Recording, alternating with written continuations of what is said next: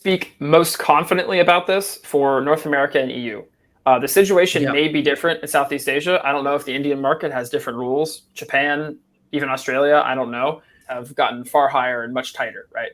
So you can't just request DSP as an agency. You have to have some substantial proof that you're going to be able to spend a sufficient amount. And we've had DSP access for 3. So I would say that's a cynical look at it, but it might not be untrue. Yeah. yeah, I was just kidding on that. Okay, so okay.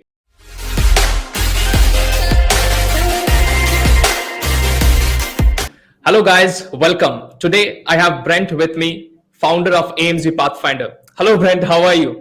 Hello, Sammy. How you doing? I'm doing great. Looks like you are having a very busy schedule.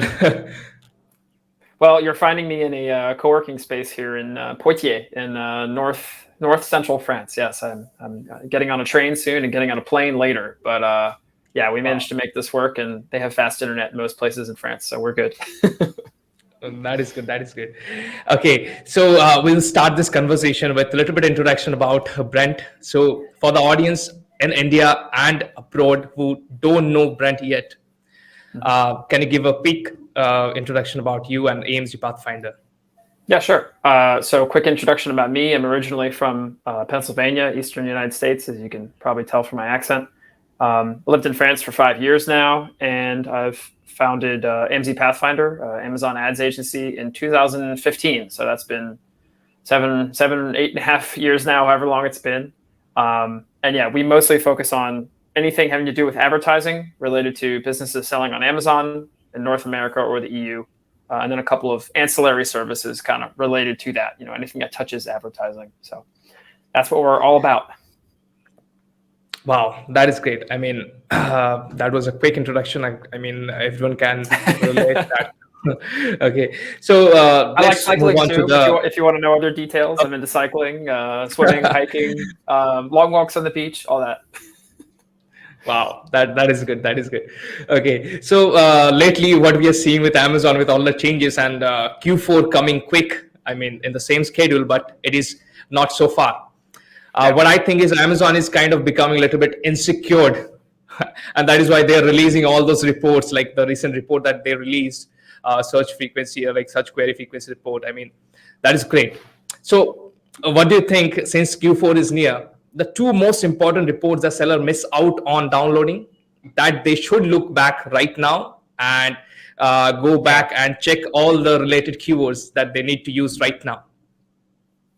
That's a really good question. And when you say reports, let's clarify. Do you mean reports inside of Seller Central, or do you mean those inside of the advertising console, or both? Does it not matter? No, I am trying to say first, let's talk about the advertising reports. Okay, got it. Well, then I have one answer for that. That's super easy. There's a report that people, I think, really overlook. It's been around for a while now. It's not new by any means, but it's called the Search Term Impression Share Report. And it's available, as far as I know, for sponsored products and sponsored brands both. And what this report basically does is gives you a time frame that you select. So you'll say like last month, which would be September in this case, and you download it for, let's say, sponsored products. And it will give you the search term impression share and the search term impression rank. Those are the two key columns or metrics that we look at and make reports at at Pathfinder. And the whole point of those metrics is to tell you, all right, you have you're this particular rank. Let's say you're like number 3 overall with your search term impression rank. That means in the given time frame for this given search term or keyword, you are number 3 in terms of like exposure and impression. And then you have the search term impression share, which is just the percentage. So it's like, okay, you're number 3, maybe you have, let's say 25%, and then the rest of the people in the marketplace have the other 75. This is something that's really useful to run every month, not just quarter 4, but it might be very insightful to run and use going into quarter 4 because it gives you an idea of where you're positioned in the market. So are you number 1 last month with search term impression rank? If so, great. You probably are for a lot of keywords. Those keywords are probably your branded terms or like lower volume terms that are related to some of your products if they are like super niche, or if you have like long tail terms that you're dominating on. But you will find in the search term impression share report, both for sponsored brands, but mostly sponsored products, like some keywords that you are like number 17 for, and you have like 1% of the market share. Those are usually huge keywords, right? Those are like the biggest of the big keywords, right? So those are the ones to pay attention to during Q4, because those may be ones that drive a lot of traffic and sales for you.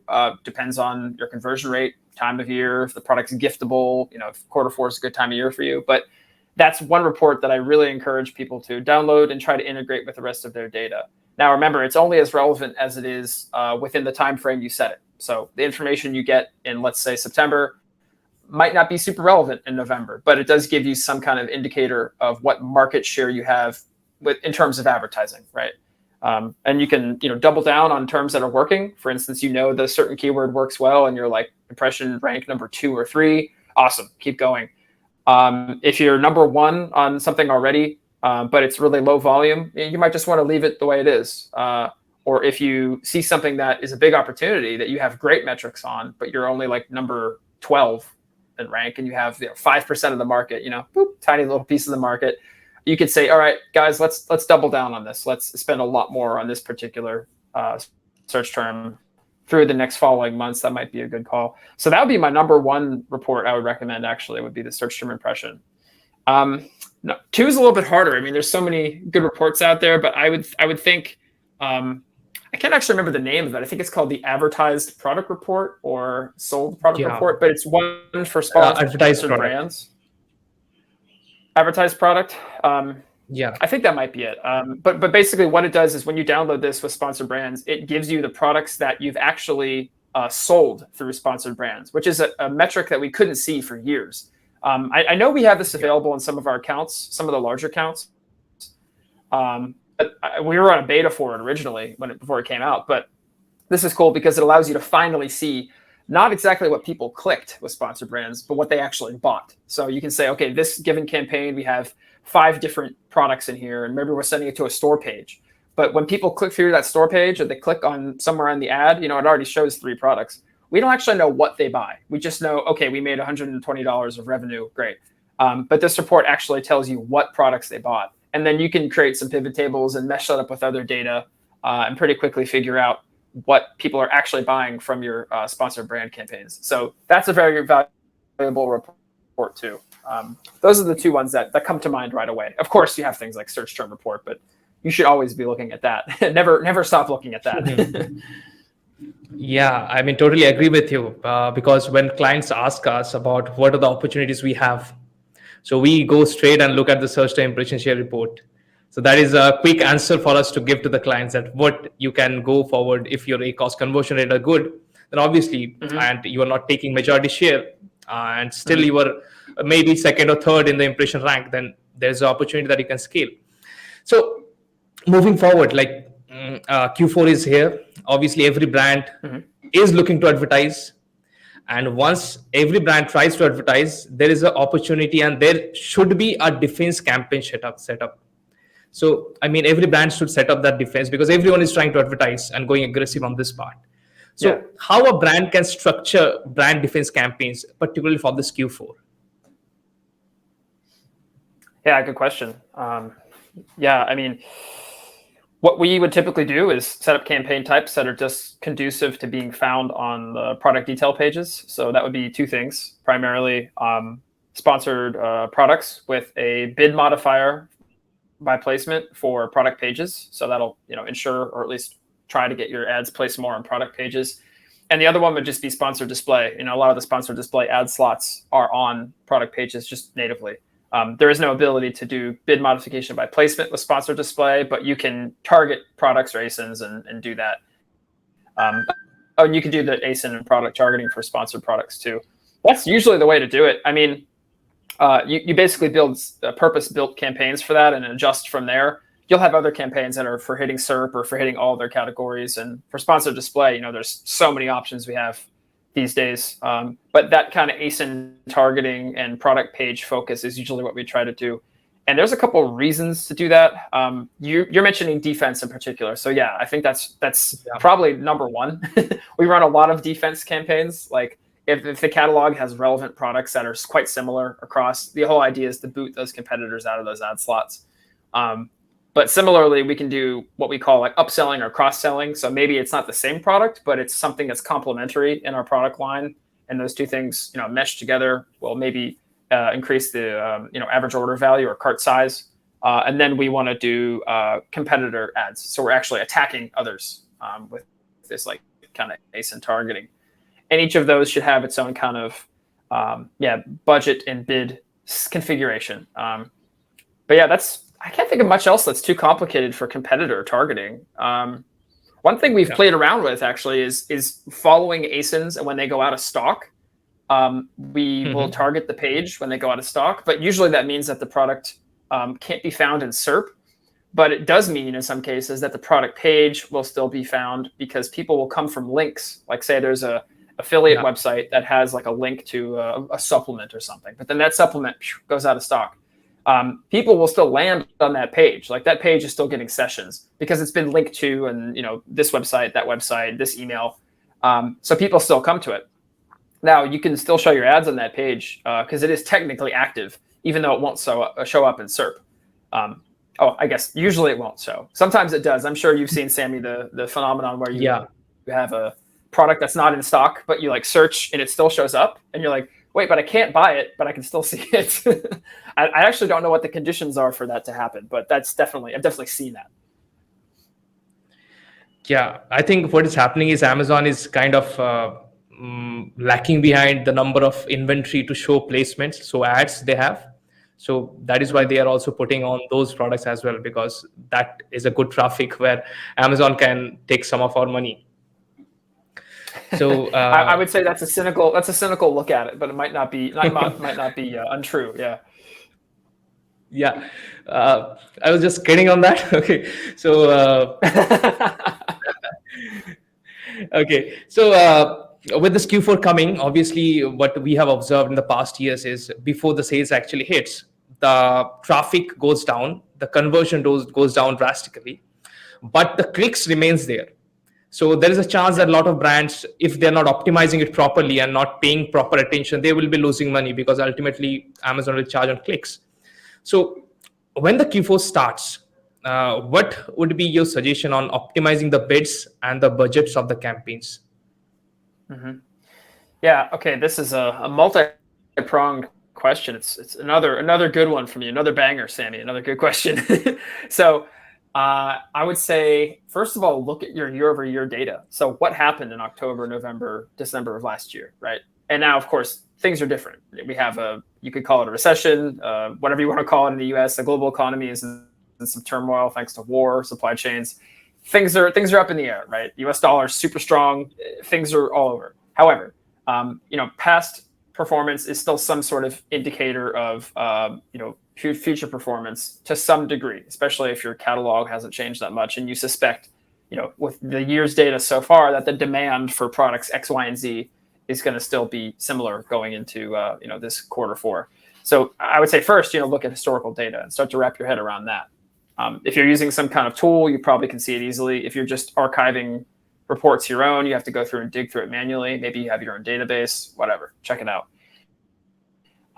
And then the other thing to consider is budgeting. And usually when I talk to clients or my team about budgeting, I try to think of budgeting like a big inverted triangle. So at the top, you have like, all right, what's our budget per quarter? So how much do we want to spend in Q4 in general? And then if we slice that up between months, we start to get a little bit more finely tuned. It might be even useful to go to the week, because we know that week or those 2.5 weeks before like Christmas, that's like insane, right? Everyone's spending a ton. The week of Black Friday, Cyber Monday, that weekend, we know that's going to spend a lot of money. But at the same time, we also know that there's going to be some trenches or troughs on the other end of those things, like right before, right after, just like Prime Day we saw this year, when conversion rates dipped significantly. I would say 3 or 4 days after Prime, things really cooled off quickly. That's going to happen too after Black Friday, Cyber Monday. So try to build in budget estimates. Of course, they're not going to be perfect, but you can build in some reasonable budget estimates. And then you can start to think about budgeting per portfolio, per product, per campaign, which is going to flow down from portfolio and product. And then you can start to think about things like, how much are we going to spend on this particular keyword? So you have to work your way down the inverted funnel, or the inverted triangle, to make sense of this. That's always how I've conceptualized it. And some other guidelines. I mean, just generally speaking, the majority of ad spend for our clients still goes to sponsored products, like hands down. It's anywhere from 70 to 85%, depending on the account. And sponsored brands is, maybe 15% to 20%, depending. And then sponsored display is like whatever's left over, like that last like 7 to 15%, depending on the account. I'm curious, actually, Sam, if you guys see similar numbers of percentages for ad types in the accounts you work with. Yeah, actually, it is similar. Like maximum percentage goes to the sponsored ads. It is like evergreen, and then the same way that you were describing, it goes exactly like that. We have observed that a couple of brands are driving a lot of their budget in video ads now, and the headline search as during this Q4 time. So that is what we are observing in terms of the client's budgeting. And also, I wanted to ask about DSP, because that is something that has been now rolled over to like almost a lot of sellers have access to this right now. But still, there's a confusion like how can a brand get access to DSP without going through in third party? Yeah, sure. And I can speak most confidently about this for North America and EU. The situation may be different in Southeast Asia. I don't know if the Indian market has different rules. Japan, even Australia, I don't know. But there was a time, I remember this time, 2018, Amazon was giving DSP to any agency that requested it. So you could be like, hey, give me DSP. And they'd be like, sure, here you go. But since then, the requirements have gotten far higher and much tighter, right? So you can't just request DSP as an agency. You have to have some substantial proof that you're going to be able to spend a sufficient amount. And we've had DSP access for 3.5, like maybe 4 years now. And we originally got it through another agency. We've since kind of broken it off into our own like sub DSP. So we don't have them involved with that anymore. But if you're a seller, going back to the question, if you're a seller, you really have to work with an agency that has it, work with Amazon, and then the spend requirements for that are much higher, I believe. And in some cases, I have seen that you can work with a tool that has DSP like reselling access. I'll give a shout out to IntentWise, which is a tool that we use. And I believe that they even have some kind of DSP ability for like sellers that join the platform that might be able to have like a sub DSP account under theirs. And the reason is, as you stated, the demand for this is quite strong. Many people are really curious about it, but they might not necessarily want to work with Amazon or even an agency. We have people that approach us sometimes and they say, hey, you guys have DSP, can you give us a seat? We'll just pay you like a fee. And the answer is no, we can't actually. That's against Amazon's policies. They would be able to see our other clients' data. It's not, it's not acceptable. It's not possible. But I think Amazon is trying to move towards this model. So this is a somewhat dynamic space. And the answer that I'm giving now might not be the case in like 3 or 6 months. But for now, it's typically through an agency, through Amazon, or through a tool provider that may be able to do some reselling or like sharing of the DSP access. You can't just go to like, dsp.amazon.com and like hit apply and get an account. It doesn't work like that still. And one other thing I'll note about DSP, the billing is very complicated. So you might be used to, as a seller, paying for like your ads at like $500 a pop or whatever Amazon charges you every like week or so, every half week. With DSP, it's like they invoice you after the month is over. It's usually a very large number. You have to maintain like an account that's specifically dedicated for DSP spend, so you have money to allocate towards it. And as an agency, it's like a bit of an accounting hassle. But usually because we're able to drive interesting results and do cool things with DSP, we put up with it. So like I have seen you work with DSP, like a lot of things with DSP, and I think you were the right person to answer this question as well. Like, how should we use DSP ads? Like maybe in the front end of the funnel, in the middle, or how do you structure it?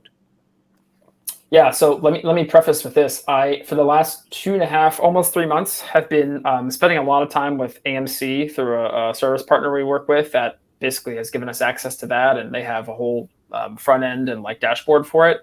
And since then, I have learned a lot about DSP that I didn't even know prior to that. And I'm not like a DSP expert. There are definitely other people out there who know more than me, including some on my own team. But AMC is kind of the final piece that Amazon is finally giving us to orchestrate like a top-down view on the full funnel of attribution. So prior to that, what a lot of people know about DSP is, oh, you can run retargeting campaigns. Okay, I mean, that's great. You can do that with sponsored display too, although there's less optionality, there's less like features in there, but you can do the same. And actually, what we usually tell clients that want to run DSP is we say, no, here, let's just run sponsored display, let's do retargeting campaigns. And sometimes that's enough for them. It's got a great ROI usually because it's retargeting, obviously. But we're going to hit the top of that pool of people. That we're going to hit the bottom of that funnel or that group of people pretty soon, right? Because there's a limited number of people that can really be in a retargeting audience because it's only how many people have seen your products.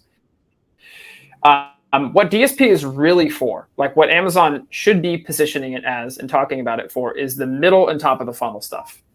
The retargeting is nice. You should have that in place. You should spend, a small percentage of your budget on that. And it looks real good. Everyone's like, oh, the ROAS is amazing. Well, what I've learned from AMC is actually, if you look at the ROAS from what they call like a MT ROAS, like multi-touch ROAS, it's actually not that great for retargeting. It's just okay. It gives you some return on your ad spend, but it's not as high as the DSP console reports it.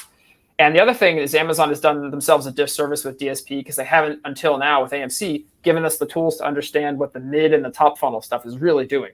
So at great scale, if you spend a lot of money on video ads or display ads on what Amazon calls O&O, owned and operated, which is their own ad inventory, and third party, which is like other websites, if you are willing to put in substantial budget, I mean in excess of like 10, 15K a month minimum into Amazon DSP, with AMC, over a longer period of time, you will see a return on that if the targeting is done correctly and you spend the time to like adjust it.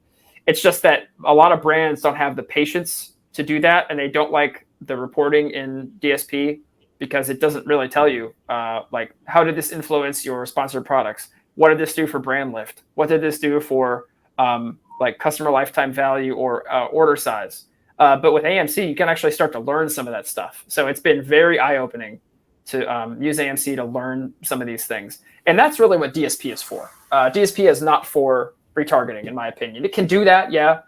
And that's like day one basic stuff. But really, it's for the long tail and the upper funnel stuff. And like the time to start running DSP for your Q4 was like last month.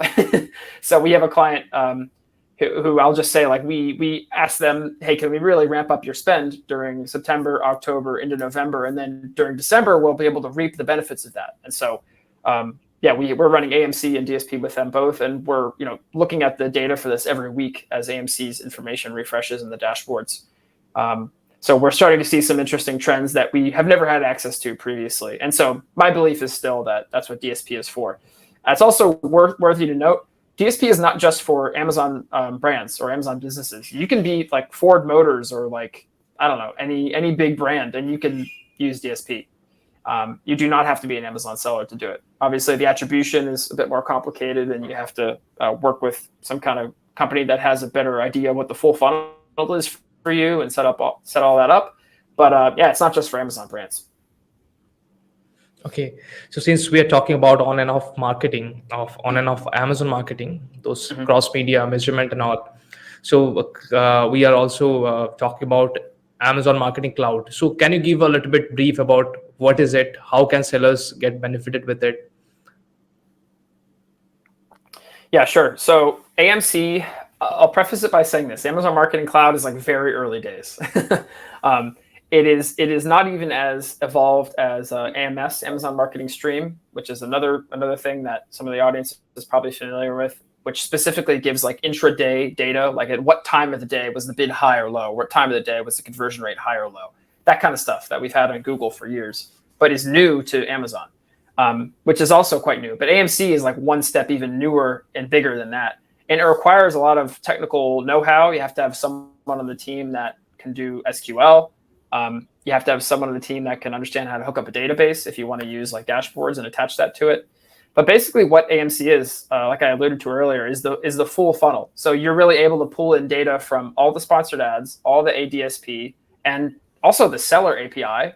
These things can all be combined with data from AMC, and you get like a real customer lifetime journey. So for instance, Sammy, if someone saw 2 video ads that we're running in DSP, and then 6 days later, they came and they clicked on a sponsored display ad of ours on a competitor product. And then 3 days after that, they clicked on the sponsored brands ad and they bought one of our products, we would be able to actually see, okay, this is the journey for this person. This is how they got to actually purchasing through a sponsored brand campaign. And so what that means is we can give partial credit or attribution to each one of those steps. So instead of just saying, sitting at the bottom of the funnel, right, and watching the customer come out, it's like, okay, well, that sponsored brand campaign was what did it. When in actuality, it was the other ads and the exposure that they got, 6 days, like a week and a half ago, that actually led them through the funnel. And this is something that only comes with AMC, ad spend, and DSP, and time. Time is a really big thing here because you need time to be able to crunch enough data to be able to see what those funnels actually look like. So that's the kind of promise of AMC. And they're pulling in data from, I think right now it's sponsored products and sponsored display. Sponsored brands is not even available yet. So actually my example with sponsored brands was not good, but it's coming soon.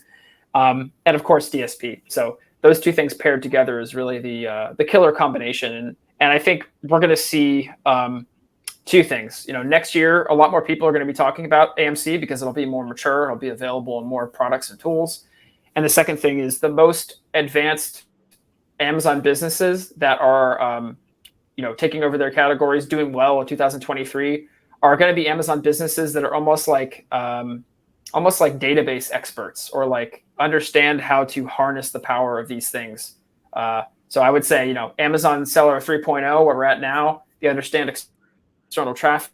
They understand everything on the Amazon marketplace. They're not just putting a label on something and shipping it in Alibaba, shipping it from China and selling it. We're at kind of like 3.0 Amazon Seller. I really think 4.0 is like the companies that understand data analytics, databasing, and data warehousing. Those are the companies that are going to have a leg up in 2023. And that's kind of a bet that I've made as an agency too, that, we're spending money and time and energy on AMC because we think it's going to be a huge part of the future. Yeah, clearly we have been following you on that journey as well. That is why we have learned a lot about AMC with your recent podcasts as well. Mm-hmm. So we are also talking about launches, external traffic and all. So I remember a launch that we did for a client. We used Google Ads, and then we placed landing queue in between and the attribution link, the brand referral bonus. And we used what we did was we built a store page only specific to a product. We use those modules, text and video modules, and add to cart button module. That was a good launch. But you are doing this. You are doing a lot of stuff with stores, Amazon brand stores, for the product launch and external traffic. You are driving that. So would you like to share some strategies on external traffic and driving them to the Amazon store page? And launching the product. We have seen a couple of your videos on those parts. Yeah, the store page.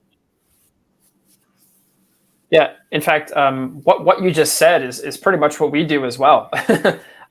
We don't use Landing Cube, although I know the guys at Landing Cube. That's a good software. We use Amped, which is just this like bridge between the Google data and the Amazon data. We can see it all in one place. That's pretty much why we do that. But you can get by just fine using the attribution inside of Amazon attribution and kind of linking some things back yourself, especially if you make enough campaigns where you can see each individual keyword or grouping. But we do those two things. We send people to, let's call them landing pages that are built out on the Amazon store. And unfortunately, you can't hide it in the navigation, but you can still put it in there. And like you said, it's the same thing. We give them copy, a couple images, maybe a video, and then most importantly, the add to cart button. And the whole reason to do that is if you're paying for Google traffic, getting someone over from another search engine, another whole, totally different platform, you don't want to necessarily put them in front of ads for other competitors on your product detail page. Now that was true until, 5 or 6 weeks ago when Amazon made a change that was actually, I think, encouraged by Amped. I think they communicated with them. Or if you send traffic from Google, that top module that shows like other products just turns into a module that shows other products from your brand. So that takes out some of those ad slots. When they land on that page. The ones down the page are still there, but it's somewhat of they're giving you somewhat of a break, right? And it's really important to have your brand referral bonus all set up before you do that. And I think for launches, to go back to the main point of the question, I suppose, is anything and everything you can bring to the table for a launch on Amazon these days is welcome. when a lot of our clients tell us, hey, we're launching a new product, whatever it is, like this new mattress, it's like, okay, cool. We'll start up ad campaigns. And our question to them is always, well, what else are you doing? Not like, okay, these ads are going to be the thing that's going to solve all your problems. No, far from it. The ads are a necessary pillar of the launch strategy. They're one of the 4 or 5 legs that it can stand on. The other things you might try are Google or email traffic, or let's say like Facebook ads, or hitting up previous customers somehow through your email campaigns. I don't know. There's a million ways to do this. TikTok is super popular these days. A lot of people are talking about that like all the time, because for some products it makes a huge difference if something can go viral as it's launching. That seems to be a great avenue for that. So basically, any weapons you can bring to the battle when it comes to a launch on Amazon are welcome. And we certainly do help with launches with advertising, and the occasional one with Amped or Google to Amazon ads. But I wouldn't say it's our specialty. Although when we do that, it's usually to like one of these landing pages or the product detail page, making sure that it has that module up top where the ads have been replaced by the other products from your brand. That usually works. That with like a canonical URL, just all white hat, all clean. No funny business. Not these days. Yeah. So this now, since we're coming to an end, so I had one question in my mind. Since you are operating your agency from 2015, that's a long way back. So at what time? At what time should a brand think of hiring an agency? Yeah, it's a good question. Because we've seen, I would say probably we have given audits for probably thousands of brands, and I've seen hundreds of brands come through our door and work with us over the years. And we have a book of clients now that's probably somewhere closer to that too, in terms of accounts of brands. So yeah, we've seen a lot. But I would say there's 2 kind of axes that an agency provides value. There's like the time one, which is simply, okay, you're a business owner. Maybe you actually know a lot about ads yourself, but you simply don't have the time to invest in this. You know how to do it, but you can most work like 16, 18 hours a day before you collapse after a couple of weeks. So really putting in the time is one reason why people will hire an agency. That could be us or any agency. Like that's one thing. And the other one is knowledge. So maybe you do have the time to learn it, but you simply don't have the knowledge around ads, and you don't want to take the time and energy to learn it. For many of our clients, they'll hire us for both those things. So they don't know what they're doing and they don't have the time. Or sometimes they know what they're doing, but they don't have the time. Or sometimes it's, you know what I mean? There's a couple configurations of this. So that's the real agency. That's the real like model of why an Amazon agency exists in the first place. Another couple reasons might be, one benefit of working with an agency is you get multiple perspectives. So at our company, we have account managers and senior account managers. And then depending on the size of the account and the difficulty, you'll get one of those 2 people working on it.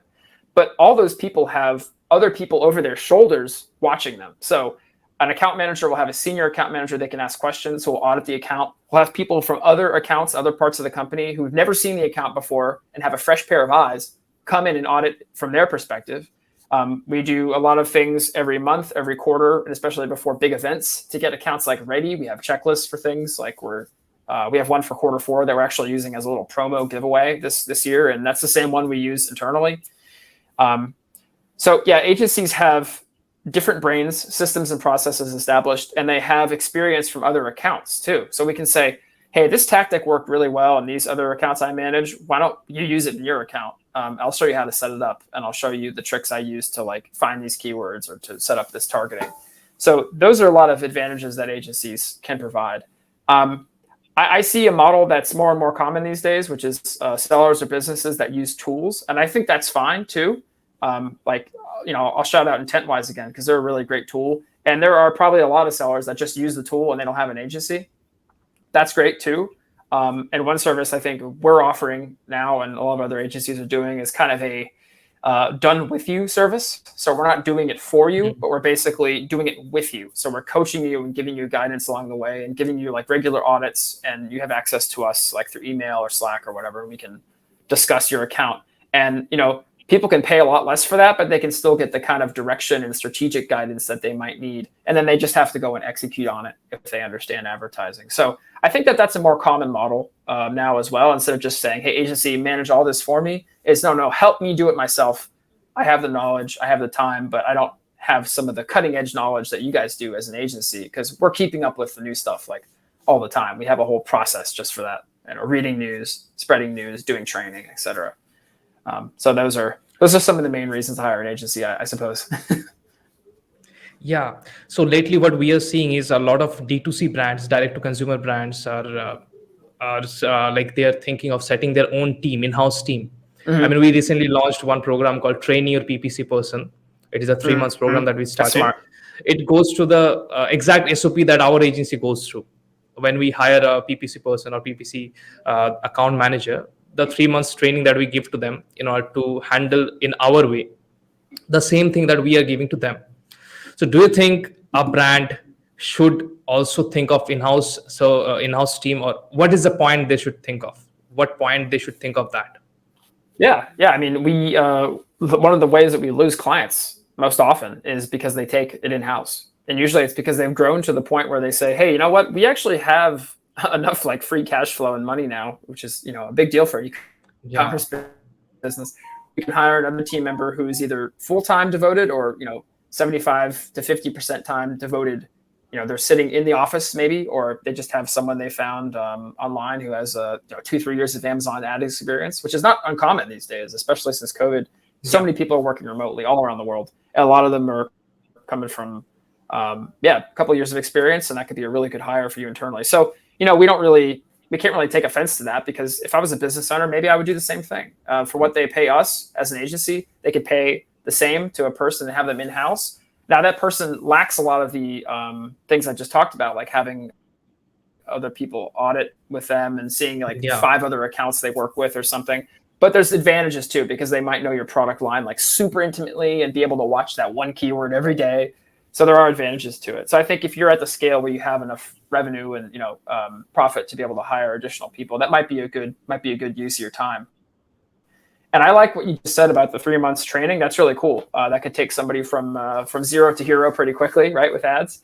But the challenge there is, and this is one thing that I think we're trying to accommodate for with like our, we're calling it like our silver package, is like this ongoing training is basically, do you learn everything in 3 months with Amazon PPC and then never look at things again? No, of course not. We all every week are looking on Amazon's website, listening to podcasts, going to Facebook groups, trying to gather and synthesize information from different places.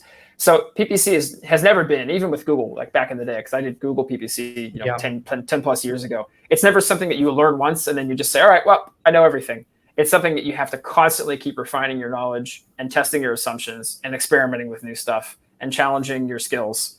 And that's actually what makes it fun too, because there's a lot of jobs out there, I think, where you can learn something in the first 3 months and then you're like, well, I'm going to do this for 20 years.